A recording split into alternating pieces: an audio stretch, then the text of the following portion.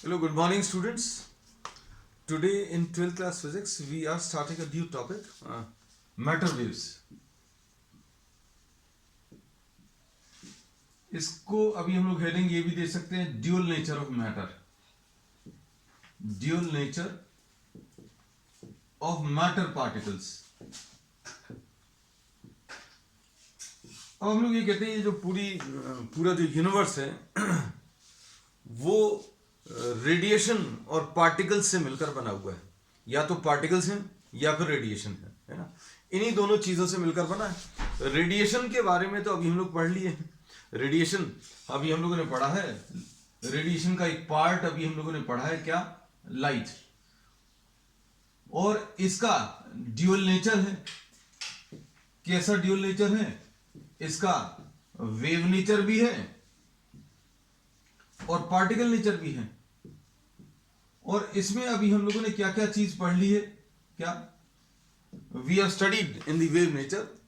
Wave nature के basis पर अभी हम लोगों ने बहुत सारे फिनोमेना एक्सप्लेन किए, जैसे reflection, refraction, diffraction, interference, polarization. ये ऐसे फिनोमेना है रेडिएशन से रिलेटेड जो कि वेव नेचर के बेसिस पर एक्सप्लेन किए जा सकते हैं. फिर उसके बाद अभी हम लोगों ने इसी चैप्टर में अब देखा कि एक कुछ फिनोमेना ऐसे हैं जिनको वेव नेचर के बेसिस पर एक्सप्लेन नहीं कर सकते. और failure of the wave theory ये भी अभी हम लोगों ने पढ़ा है. वो कौन कौन से इफेक्ट है? तो बच्चों अभी हम लोग कहते हैं फोटो इलेक्ट्रिक इफेक्ट एक ऐसा फिनोमेना है जो कि हम लोग वेव नेचर के बेसिस पर इफेक्ट एक्सप्लेन नहीं कर सकते. फिर कॉम्पटन्स इफेक्ट, ये भी एक ऐसा फिनोमेना है जिसको अभी हम लोग वेव नेचर के बेसिस पर एक्सप्लेन नहीं कर सकते. तो अभी हम लोगों ने बोला था light travels in the form of waves and it also travels in the form of energy packets which are called quanta और फोटॉन्स. और इसके बेसिस पर अभी हम लोगों ने फोटो इलेक्ट्रिक इफेक्ट को बहुत डिटेल में स्टडी किया. अब इसके बाद हम लोगों को यह पता है कि वेव नेचर के बेसिस पर वी हैव स्टडीड और we have explained phenomena related to radiation. कौन कौन से? डिफ्रैक्शन, इंटरफेरेंस, फिर उसके बाद पोलराइजेशन.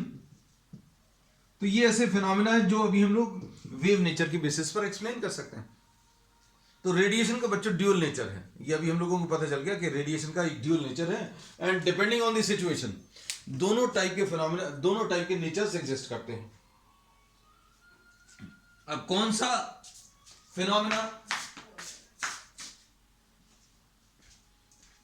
फिनोमेना इसमें कब डोमिनेट करता है, किसके बेसिस पर, अभी हम लोग इनको एक्सप्लेन कर सकते हैं.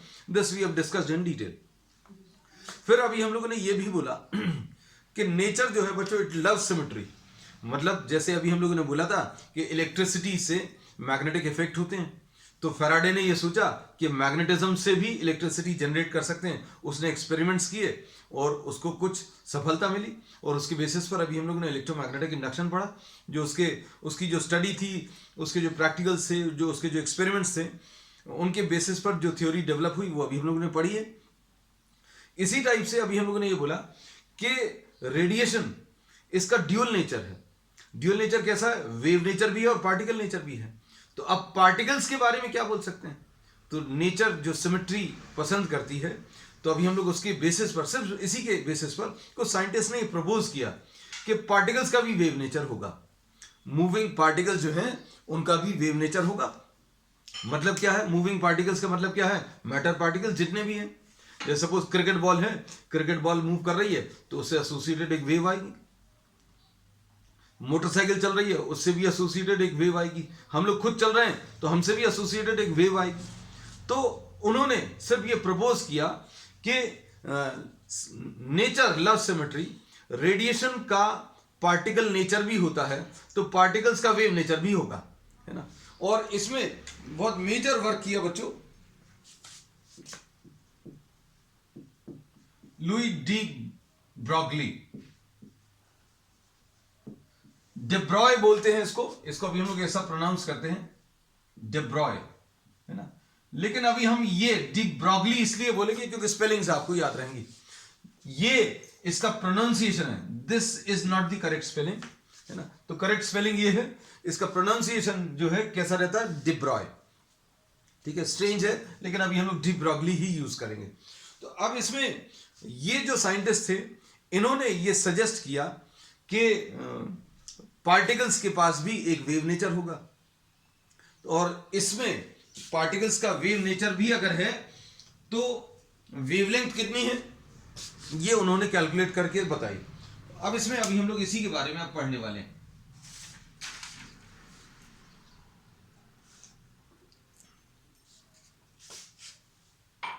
अब इसमें देखो,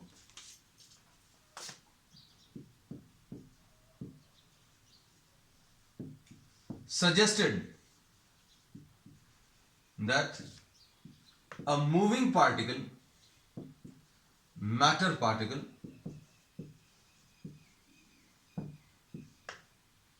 like cricket ball,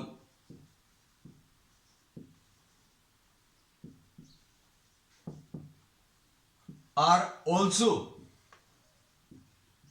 associated with a wave.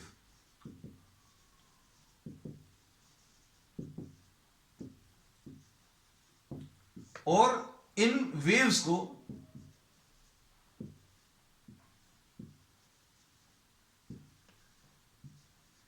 Matter waves बोलते हैं। सुनने में थोड़ा सा अजीब लग रहा है। अब हम लोग को ऐसा लगेगा भाई क्रिकेट बॉल मूव करती है तो अभी हम लोग वेव्स तो दिखती नहीं है। अब क्या है इसका एक्सपेरिमेंटल प्रूफ, तो बच्चों इन्होंने इसका एक्सपेरिमेंटल प्रूफ भी दिया है ना। तो ये अभी हम लोग आगे इसी लेक्चर में आज डिस्कस करने वाले हैं।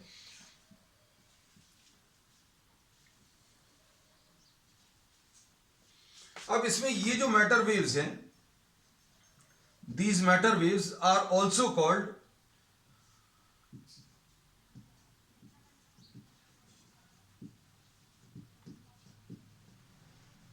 डी ब्रॉगलीज वेव्स, है ना।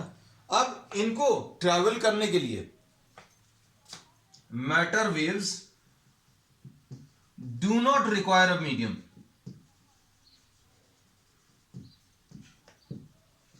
मीडियम फॉर देयर प्रोपोगेशन, मतलब इनको ट्रैवल करने के लिए किसी मीडियम की जरूरत नहीं है। इसका मतलब यह है कि these are not these are not mechanical waves. ये बच्चों मैकेनिकल वेव्स नहीं है ना। These are not mechanical waves. ये कुछ इंपॉर्टेंट पॉइंट्स हैं जो अभी हम आपको साथ में बताते जा रहे हैं, लिखते भी जा रहे हैं। तो डिब्रॉय ने या डी ब्रॉगली ने ये सजेस्ट किया कि जितने भी मूविंग पार्टिकल्स हैं उनसे एसोसिएटेड बच्चों अभी हम लोग वेव्स मिलने वाली है ना। और ये वेव्स जो हैं ये वैक्यूम में भी ट्रैवल कर सकती हैं, मतलब इनको मीडियम की जरूरत नहीं है। मीडियम की जरूरत नहीं है मतलब क्या है कि ये मैकेनिकल वेव्स नहीं है, मतलब जो वेव्स स्ट्रिंग पर जनरेट होती हैं, पानी के सरफेस पर जनरेट होती है, साउंड की जो वेव्स हैं, दीज आर मैकेनिकल वेव्स, क्योंकि इनको प्रोपोगेट करने के लिए मीडियम की जरूरत होती है। इलेक्ट्रोमैग्नेटिक रेडिएशन जैसे light, UV rays, X rays, infrared rays, ये सारे इलेक्ट्रोमैग्नेटिक रेडिएशंस हैं और इनको ट्रैवल करने के लिए मीडियम की जरूरत नहीं पड़ती। तो अब हमारे दिमाग में ये आएगा कि भाई क्रिकेट बॉल जो है उससे एसोसिएटेड एक वेव होगी और उसको ट्रैवल करने के लिए मीडियम की जरूरत नहीं है, तो क्या ये इलेक्ट्रोमैग्नेटिक वेव है? तो इसका आंसर तुरंत अभी हम लोग देते हैं कि ये एक इलेक्ट्रोमैग्नेटिक वेव नहीं है। तो अभी हम लोगों ने लॉजिक क्या दिया है, अच्छे सुनना बच्चों। हम लोगों ने इसमें ये बोला कि all moving particles are associated with a wave. जितने भी मूविंग पार्टिकल्स हैं उनसे एसोसिएटेड एक वेव होगी, और इनको अभी हम लोग मैटर वेव्स बोलेंगे या डी ब्रॉगलीज वेव बोलेंगे। और इन वेव्स को ट्रैवल करने के लिए मीडियम की जरूरत नहीं है। इलेक्ट्रोमैग्नेटिक रेडिएशन को भी ट्रैवल करने के लिए मीडियम की जरूरत नहीं है। तो क्या ये मैटर वेव्स इलेक्ट्रोमैग्नेटिक वेव्स हैं? तो no, these matter waves are not EM waves. अब इसमें नेक्स्ट पॉइंट अभी हम लोग ये कह सकते हैं कि मैटर वेव्स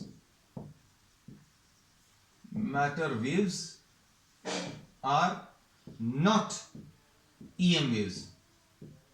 इलेक्ट्रोमैग्नेटिक वेव्स नहीं है ना। ये लिखने की जरूरत क्यों पड़ी? क्योंकि इलेक्ट्रोमैग्नेटिक वेव्स को भी ट्रैवल करने के लिए मीडियम की जरूरत नहीं पड़ती। तो मन में तुरंत ये आता है, क्या क्रिकेट बॉल जो चल रही है, जो ट्रैवल कर रही है, उससे एसोसिएटेड वेव, उसको मीडियम की जरूरत नहीं है, वो किसी भी मीडियम में ट्रैवल कर सकती है। इसका मतलब क्या है, हमें ऐसा लगता है कि क्या क्रिकेट बॉल से एसोसिएटेड वेव इलेक्ट्रोमैग्नेटिक वेव है? तो अभी हम लोगों ने ये क्लियरली बोल दिया कि matter waves are not EM waves, because EM waves are generated by accelerated charge particles.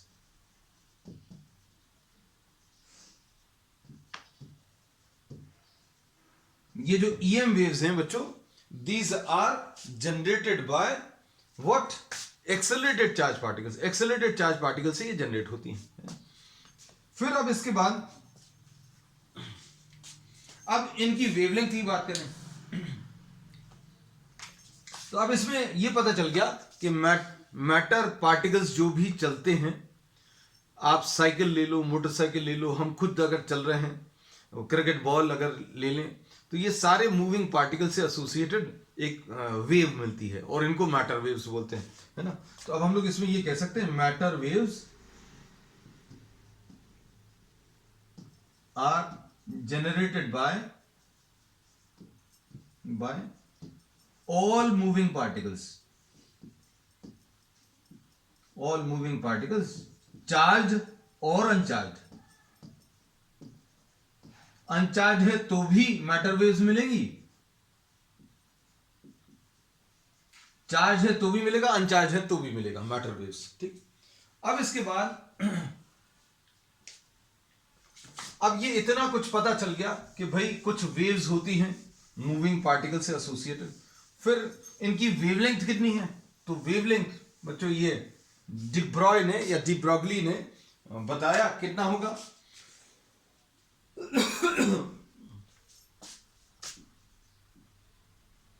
Wavelength of the matter waves associated with a moving matter particle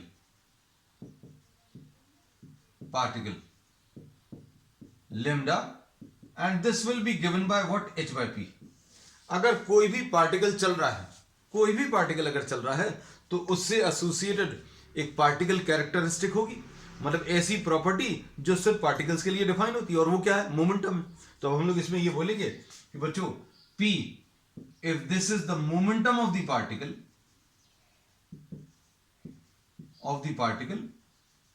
and h is what? The Planck's constant, which is 6.625 into 10 to the power of minus 34, then the wavelength associated with the matter particle will be given by h by p. तो ये बच्चों उसने क्या suggest किया? Wavelength of what? The matter particles. अब इसमें अगर अभी हम लोग देखें, इसको अभी हम लोग ऐसा भी लिख सकते हैं, h अपॉन p को अभी हम लोगों ने m इंटू v लिख लिया। अब इसमें फिर अगला क्वेश्चन ये आता है जो अभी हमने पहले भी पुट किया था, क्या कि अगर ये वेव्स किसी भी मूविंग पार्टिकल से एसोसिएटेड कोई वेव अगर है तो वो दिखती क्यों नहीं है? इसलिए नहीं दिखती क्योंकि ये अभी हम लोग बोलेंगे h की value 6.625 into 10 to the power minus 34 है, और मास क्रिकेट बॉल का वो भी अभी हम लोग मालूम है, सपोज 50 ग्राम 100 ग्राम ऐसा कुछ है, और v velocity 20 meters per second. तो ये वेवलेंथ बच्चों बहुत छोटी आएगी, इतनी ज्यादा छोटी वेवलेंथ आएगी 10 के ऊपर माइनस 30, माइनस 32, माइनस 34, ये इतनी ज्यादा छोटी वैल्यू आएगी वेवलेंथ की कि इसका कोई मतलब विजिबल इफेक्ट नहीं दिखेगा। तो वेव्स रहती तो हैं लेकिन दिखती नहीं है, तो क्या फायदा ऐसी वेव्स को पढ़ने का? तो अभी हम लोग ये कहते हैं कि जो बहुत लाइट पार्टिकल्स होते हैं जैसे इलेक्ट्रॉन्स, जिनका मास बहुत ज्यादा कम होता है, उनके लिए विजिबल इफेक्ट्स आते हैं, और ये एक्सपेरिमेंटली वेरीफाई भी हुआ।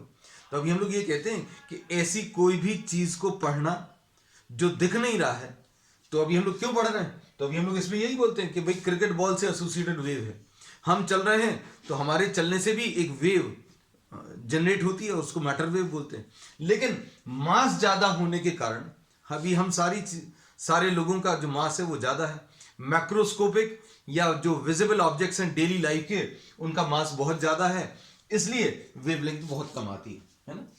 तो अब इसमें क्या कह सकते हैं, फॉर लार्ज मासेस और daily life objects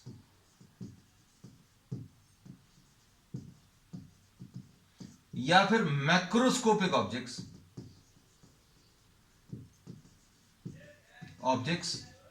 lambda is very very very small. Lambda जो है बच्चों कैसा है, बहुत ज्यादा छोटा है ना, इसलिए अभी हम लोग दिखता नहीं। अब बच्चों इसमें एनसीईआरटी में एक इन्होंने एग्जाम्पल दिया है क्रिकेट बॉल का, है ना, तो हम भी वही पसंद करते हैं एग्जाम्पल क्रिकेट बॉल का। अगर अभी हम लोग ले लें, suppose if we try to take this mass बच्चों 0.12 kg, मतलब लगभग 120 grams, wavelength of matter waves associated with a cricket ball, ये निकालने की कोशिश कर रहे हैं। मास 0.12 kg है और velocity suppose 20 meters per second, तो क्या बोलेंगे, wavelength will be h divided by p, ये 6.625 into 10 to the power -34 divided by 0.12 into velocity कितनी है 20। तो ये कितना आ जाएगा बच्चों सॉल्व करने पर, इसमें ये 24 आ जाएगा, 6.625 अपॉन ये 1.2 इंटू 2, ये कितना आ जाएगा 2.4 इंटू 10 टू द पावर -34, है ना। तो सॉल्व करने पर बच्चों ये 2 पॉइंट कुछ मिलेगा, है ना, 2.7 into 10 to the power -34 meters. अब ये देखो, ये बच्चों ये वेवलेंथ जो है बहुत ज्यादा छोटी है, this is very very small, and we can say that this wavelength is very very small and this is beyond any measurement, मतलब आप इसमें कोई मेजरमेंट नहीं कर सकते, इसलिए क्रिकेट बॉल से एसोसिएटेड वेव जो है अभी हम लोगों को दिखती नहीं और उसका इफेक्ट नहीं दिखता। ठीक, अब फिर अगली बात आती है कि अब हम लोग इसको क्यों पढ़ रहे हैं, तो अभी हमने आपको बता ही दिया, ये इसलिए पढ़ रहे हैं क्योंकि ये एक्सपेरिमेंटली वेरीफाई हुआ है that for very light objects, बहुत लाइट ऑब्जेक्ट्स के लिए ये कैलकुलेशंस किए जा सकते हैं और इनके मेजरमेंट्स भी किए जा सकते हैं। अब एक और चीज, फोटोन को देख लो बच्चों। फोटोन में अभी हम लोगों ने क्या पढ़ा था, फोटोन थ्योरी में अभी हम लोगों ने ये पढ़ा था, according to the photon theory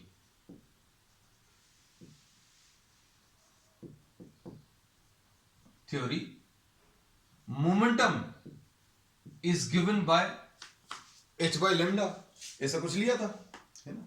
अब इसको क्या लिख सकते हैं,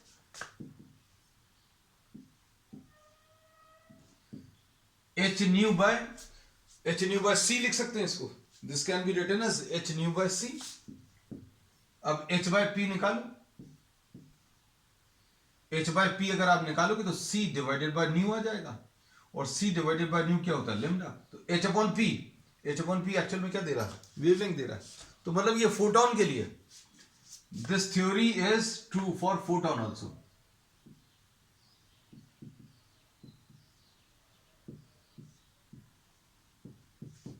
ठीक, चलो अब नेक्स्ट लेते हैं जो अभी हमारे मेन काम का है टॉपिक,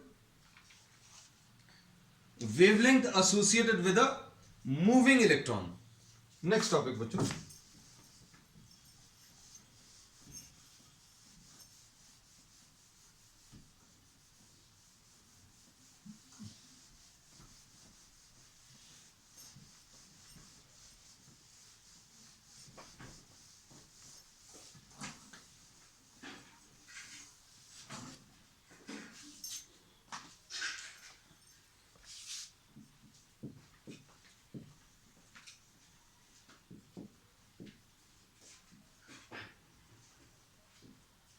डिब्रॉयज वेवलेंथ या डी ब्रॉगली अभी हम लोग बोलते हैं, ये गलत प्रोनाउंसिएशन है, लेकिन अभी हम लोग यही इसलिए बोल रहे हैं ताकि आपको स्पेलिंग याद रहे, है ना। De Broglie's wavelength associated with a moving electron. ये अब हम लोग इसमें कैलकुलेट करेंगे। अब now we consider an electron accelerated through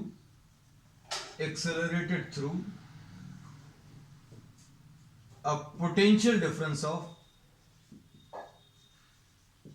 v। अगर आपने किसी इलेक्ट्रॉन को एक्सेलरेट किया through a potential difference v, तो वो कुछ काइनेटिक एनर्जी गेन करेगा।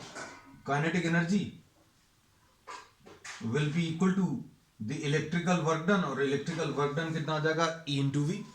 ऐसा लिख सकते हैं। क्या होता है, वर्क डिवाइडेड बाय चार्ज, ये V होता है, तो work will be equal to E into V।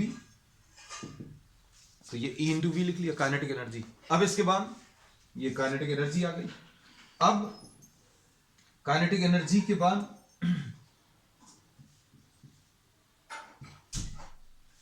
Half mv square,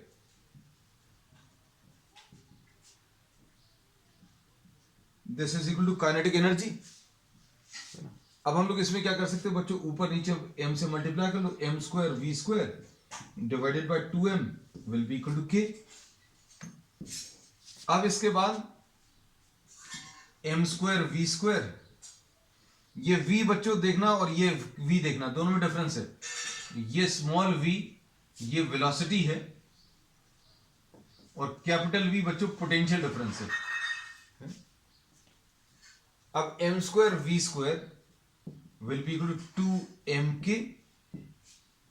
मतलब mv is equal to under root of 2mk, ऐसा लिख सकते हैं। और इसको अभी हम लोग क्या लिख सकते हैं, p is equal to mv is equal to under root of 2mk। This is what we write down. अब इसके बाद इसमें k की वैल्यू बच्चों यहां से सब्स्टिट्यूट कर दो।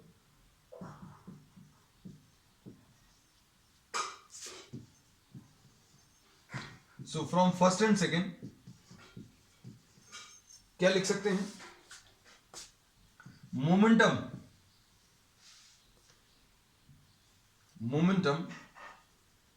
P is equal to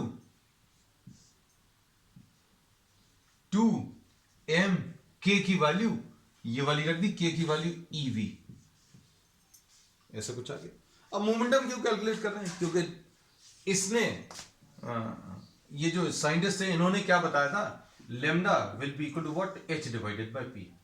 so wavelength of the wave associated with a moving electron, lambda will be given by what, h divided by p। lambda is equal to h divided by p की वैल्यू under root of 2 mev, ऐसा लिख सकते हैं। अब इसमें क्या कर सकते हैं, this is the relationship for what, the wavelength of the wave associated with a moving electron, एक ऐसा electron which is accelerated through a potential difference of v। अब देखना इसमें वैल्यूज को सब्स्टिट्यूट करो, 6.625 into 10 to the power of minus 34 m, the mass of the electron, ये कितना होता है 9.1 into 10 to the power of minus 31, ऐसा लिख सकते हैं, है ना। और चार्ज ऑफ द इलेक्ट्रॉन बच्चों 1.6 into 10 to the power of minus 19, ये सारी वैल्यूज रख सकते हैं अभी हम लोग। और ये सारी वैल्यूज रखने पर हम लोगों को जो मिलेगा सॉल्व करने पर 12.27 into 10 to the power of minus 10 upon under root of v, ये मिलेगा मीटर्स, या फिर कैसा लिख सकते हैं, lambda is equal to 12.27 into upon under root of v angstrom. Angstrom में अगर आंसर निकालोगे तो ऐसा कुछ आएगा। तो अब इसमें बच्चों ये पता चल गया, क्या पता चल गया, कि अगर आपने किसी इलेक्ट्रॉन को एक्सलेट किया through a potential difference v, then the wavelength of the wave which is associated with the moving electron will be given by this relation. इस रिलेशन से मिलेगा 12.27 divided by square root of v। अब आपको सिर्फ इसमें v रखना पड़ेगा। जैसे एग्जांपल के लिए, just consider this as an example, कि सपोज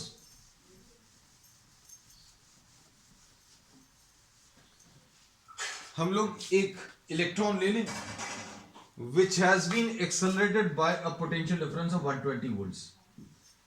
आपने किसी इलेक्ट्रॉन को एक्सेलरेट किया, कितना, 120 वोल्ट्स, और इससे एसोसिएटेड वेवलेंथ अगर निकालनी है, an electron accelerated by 120 volts, wavelength associated with the electron। भाई इलेक्ट्रॉन चल रहा है, और इलेक्ट्रॉन के चलने के साथ साथ इलेक्ट्रॉन चल रहा है, उसमें पार्टिकल के कैरेक्टरिस्टिक्स तो हैं, मतलब मोमेंटम है, और उसमें एसोसिएटेड एक वेव भी है। और ये वेव कितना आएगा, वेवलेंथ कितनी आएगी, 12.27 divided by under root of 120। ये एंगस्ट्रॉम में आएगा बच्चों। तो ये लगभग 11 पॉइंट कुछ आएगा, या 11 से कम आएगा, 11 से 121, तो 11 से कम आएगा, मतलब ये वैल्यू कितनी आएगी, 1.12 एंगस्ट्रॉम, या फिर 0.112 नैनोमीटर से, ऐसा बोल सकते हैं, ये वेवलेंथ आ जाएगी। ठीक है। अब बहुत सारे क्रिस्टल्स में जो इंटर एटॉमिक स्पेसिंग होती है बच्चों, वो इसी ऑर्डर की होती है ना? जो बहुत सारे एटम्स हम लोग बोलते हैं क्रिस्टल जो है, these are made up of atoms, तो जो एटॉमिक प्लेन्स हैं उनके बीच की जो स्पेसिंग है लगभग इसी ऑर्डर की होती है। और ये वेवलेंथ बच्चों एक्चुअल में एक्सपेरिमेंटली वेरीफाई भी कर दी गई है। ये जो वेवलेंथ कैलकुलेट की है, this has been verified experimentally, और इससे एसोसिएटेड एक एक्सपेरिमेंट भी था, डेविसन एंड जर्मर एक्सपेरिमेंट, जो अब इस साल सिलेबस में नहीं है ना। So but we'll be doing that, वो अभी हम करेंगे आगे के टर्म्स में, so that you have a good knowledge of this concept very well. तो अब आज क्या पता चला हम लोगों को, ये पता चला कि जैसे रेडिएशन का ड्यूअल नेचर होता है, वैसा ही पार्टिकल्स का भी ड्यूअल नेचर होता है। रेडिएशन का वेव नेचर तो है, साथ में एक पार्टिकल नेचर भी है, जो अभी हम लोगों ने बहुत डिटेल में फोटो इलेक्ट्रिक इफेक्ट में पढ़ा। फिर उसके बाद अभी हम लोगों ने इसमें आज ये पढ़ा कि जितने भी मूविंग पार्टिकल्स हैं, क्रिकेट बॉल हो गया, बाइक हो गई, कार हो गई, हमारा खुद का मूवमेंट हो गया, हम सबसे एसोसिएटेड पार्टिकल नेचर तो है, मास है इनटू वेलोसिटी है, मोमेंटम है, लेकिन हमसे एसोसिएटेड एक वेव भी मिलती है, और उस वेव की जो वेवलेंथ है, this is given by h divided by p। इसमें भी देखो बच्चों, ये क्या है, ये एक वेव कैरेक्टरिस्टिक है, ये एक वेव कैरेक्टरिस्टिक है, और ये क्या है, ये एक पार्टिकल कैरेक्टरिस्टिक है ना। तो दोनों देखो एक साथ एग्जिस्ट कर रहे हैं।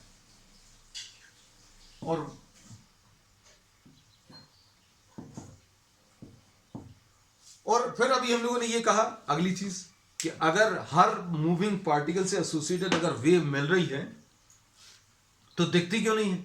तो हम लोगों को इसलिए नहीं दिखती क्योंकि इसकी वेवलेंथ जो आती है वो बहुत कम आती है, and this is so small that it is beyond measurement. तो फिर क्यों पढ़ रहे हैं? तो अभी हम लोग ये कहते हैं कि for very light particles like electrons के लिए अभी हम लोगों ने ये कैलकुलेशन किया, और ये एक्चुअली एक्सपेरिमेंटली वेरीफाई भी हुआ है कि wavelength turns out to be of this order. ये सारी चीजें मेजरमेंट भी की जा सकती।